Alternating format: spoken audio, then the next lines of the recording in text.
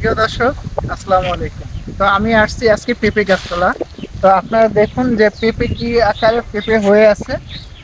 এত সুন্দর পেঁপে হয়ে গেছে, আছে দেখতে খুবই সুন্দর। এবং এই পেঁপের কতটা গুণাগুণ আছে তা আপনারা অনেকেই জানেন, অনেকে জানেন না।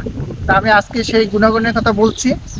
এই পেঁপে খাইলে আপনার লিভার ফাংশন ভালো থাকে, জন্ডিস এবং পায়খানা ক্লিয়ার রাখে। শুধু তাই নয়, এই পেঁপে খাইলে ডেঙ্গুরও রোগ প্রতিরোধ করে। তো সেই জন্য যাদের কষা খিচা আছে বা ডেঙ্গু জ্বর আছে বা যাদের করোনা আছে বা যাদের পায়খানা কষা, যাদের লিভার ফাংশন খারাপ, তারা যেন আমরা এই পেঁপেটা খাই। এই পেঁপে তিন ভাগে খাওয়া যায়। একটা হলো রান্না করে, আর একটা হলো কাঁচা এমনিতেই খাওয়া যায় এবং পাকলে খাওয়া যায়। তো আমরা তিনভাবেই এই পেঁপে খেয়ে থাকি।